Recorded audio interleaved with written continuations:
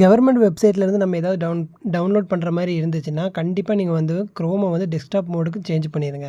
First chrome open பண்ணிவிட்டு மேலே 3 dots இருக்கும் பார்த்தீங்களா, அதை கிளிக் பண்ணிக்கோங்க. கிளிக் பண்ணதுக்கப்புறம் கீழே பாருங்கள் ஒரு பாக்ஸ் கொடுத்துருக்காங்க பாருங்கள், டெஸ்க்டாப் சைட்டு.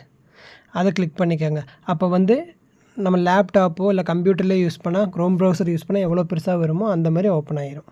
இதை கண்டிப்பாக நீங்கள் பண்ணி தான் ஆகணும். அது ஏன் பண்ணுறோன்னா, கவர்மெண்டில் வெப்சைட்டெல்லாம் வந்து பார்த்தீங்கன்னா, அலைன்மெண்ட் கரெக்டாக இருக்காது. அங்கே இங்கேன்னு இருக்கும். உங்களுக்கு கிளிக் பண்ணி ஏதோ சர்ச் பண்ணும்போது ரொம்ப டிஸ்டர்பன்ஸாக இருக்கும். ஸோ இப்படி பண்ணிட்டீங்கன்னா, உங்களுக்கு நார்மலாக வந்து சர்ச் பண்ணுறது கொஞ்சம் ஈஸியாக இருக்கும்.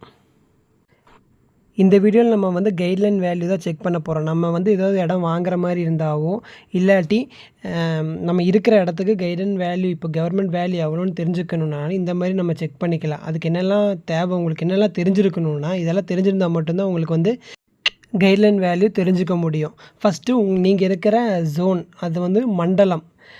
அந்த ஜோன் எதுன்னு தெரிஞ்சிருக்கணும். அது கோயம்புத்தூரா இல்லை எந்த ஏரியாவோ அந்த டிஸ்ட்ரிக்ட் தான் அவங்க ஜோனுன்னு சொல்கிறாங்க. அடுத்தது என்ன தெரிஞ்சிருக்கணும்னா, சார் பதிவாளர் அலுவலகம். இது வந்து சப் ரெஜிஸ்டர் ஆஃபீஸ்ன்னு சொல்லுவாங்க. அது உங்கள் ஏரியாவுக்கு எந்த ரெஜிஸ்டர் ஆஃபீஸுங்கிறது தெரிஞ்சு வச்சுக்கோங்க. அதுக்கப்புறம் வந்து ரெஜிஸ்ட்ரேஷன் வில்லேஜ், பதிவு கிராமம். இது வந்து ஒவ்வொரு ஏரியாவுக்கும் நான் ஒரு ஏரியா நீங்கள் வாங்குற மாதிரி இருந்தால் அதுக்கு சுற்றி ஒரு கிராமம் ஒன்று சொல்லுவாங்க. இதெல்லாம் ரெஜிஸ்டர் ஆஃபீஸில் கேட்டால் எல்லாமே சொல்லுவாங்க. இல்லை நீங்கள் வாங்க போகிற இடத்த அவங்கக்கிட்ட கேட்டாலும் அவங்களும் சொல்லுவாங்க. அதுக்கப்புறம் சர்வே நம்பர், புல எண்ணுன்னு சொல்லுவாங்க. இது வந்து நீங்கள் வாங்க போகிற பத்திரத்துலேயே இருக்கும். அது நீங்கள் அதில் பார்த்தே உங்களுக்கு அந்த சர்வே நம்பர் எடுத்துக்கலாம். அதுக்கப்புறம் இது 4 தான் ஃபஸ்ட்டு சொன்ன இந்த 4 தான் வந்து பார்த்திங்கன்னா ரொம்ப முக்கியம். இது இருந்தாலே உங்களுக்கு எடுத்துக்க முடியும். அதுக்கப்புறம் சில கண்டிஷனில் வந்து பார்த்திங்கன்னா நில வகைப்பாடு அப்படின்னா லேண்டு கேட்டகிரி, இந்த புஞ்சை நிலமா, புறம்போக்கு நிலமா, இல்லை ரைத்து வாரி அந்த மாதிரியெல்லாம் கேட்டகிரியில் இருக்கும். அது எதுன்னு பார்த்துக்கோங்க. குடியிருப்பு நிலம் இந்த மாதிரிலாம் இருக்கும். அதில் வகை 1 வகை 2னெல்லாம் இருக்கும். அது எதுன்னு இந்த நான் சொன்ன கடைசி ஆப்ஷன் வந்து மெயின் கிடையாது. அதுக்கு முன்னாடி சொன்ன 4 ஆப்ஷன் கண்டிப்பாக தெரிஞ்சிருந்தால் மட்டும்தான் உங்களால் அதில் பார்க்க முடியும். சில கேட்டகிரி ஃபஸ்ட்டு 3 போதும். அது 4வதுங்கிறது அதுலேயும் கிடைக்காட்டினா மட்டும் அந்த சர்வே நம்பர் தேவைப்படும். எப்படி கைட்லைன் வேல்யூ வந்து நம்ம மொபைலே செக் பண்ணலாங்கிறது இப்போ நம்ம பார்க்க போகிறோம். உங்களோட மொபைல் எடுத்துக்கோங்க. அதில் வந்து குரோம் ப்ரௌசரை ஓப்பன் பண்ணிக்கோங்க.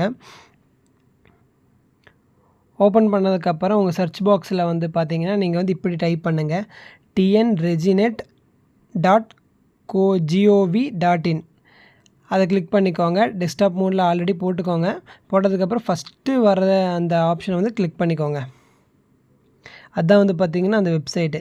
இப்படி தான் உங்களுக்கு ஷோ ஆகும். அது ஜஸ்ட்டு உங்களோட இதுக்கு பெருசு பண்ணிக்கோங்க. உங்களால் இந்த மாதிரி பார்க்க முடியாட்டினா மொபைலை திருப்பி வச்சு கூட நீங்கள் பார்த்துக்கலாம். நீங்கள் இப்படி கிளிக் பண்ணிக்கோங்க. இதுக்கப்புறம் உங்களுக்கு தமிழ் வேணுமா, இங்கிலீஷ் வேணுமாங்கிறத லாங்குவேஜும் நீங்கள் செலக்ட் பண்ணிக்கலாம். நான் வந்து இங்கிலீஷில் செக் பண்ணுறத நான் பெஸ்ட்டுன்னு சொல்லுவேன். ஏன்னா தமிழில் வந்து நம்ம கிளிக் பண்ணும்போது எல்லாமே தமிழில் தான் வரும். சில ஆப்ஷன்ஸ்லாம் நமக்கு ஃப்ரீயாக எடுக்க முடிய மாட்டேங்குது. ஸோ நீங்கள் வந்து இங்கிலீஷுக்கு சேஞ்ச் பண்ணிக்கோங்க. அந்த கைட்லைன் வேல்யூங்கிற அந்த ஆப்ஷனை கிளிக் பண்ணிக்கோங்க. கிளிக் பண்ணி இந்த மாதிரி ஓப்பன் ஆகும். அதில் ஃபஸ்ட்டு ஒன்றை கிளிக் பண்ணிக்கோங்க.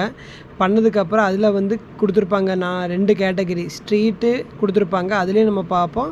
அதுக்கப்புறம் சர்வே நம்பர் அதுலேயும் நம்ம பார்ப்போம். ஃபஸ்ட்டு ஸ்ட்ரீட்டோடதில் நம்ம பார்ப்போம்.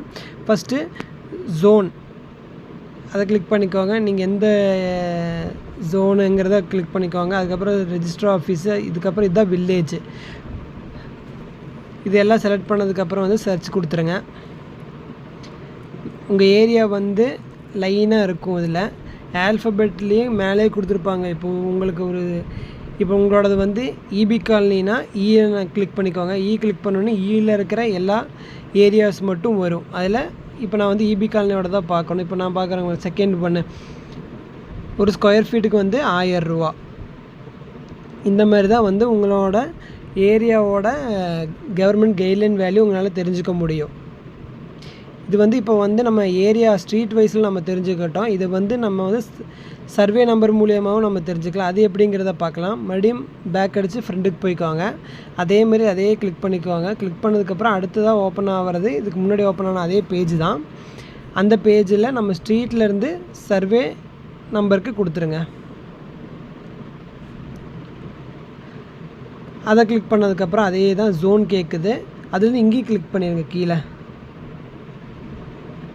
சர்வே நம்பர் வைஸ்ன்னு கொடுத்துட்டு ஜோன் கிளிக் பண்ணிக்கோங்க. கோயம்புத்தூர் கொடுத்துட்றேன்.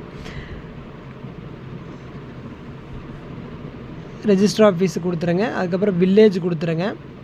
அதுக்கப்புறம் சர்வே நம்பர் இப்போ நம்ம பார்க்க போகிறது வந்து 10. அந்த சர்வேக்குள்ளே அடங்கிறது தான் பார்க்க போகிறோம். சர்ச் கொடுக்குறோம்.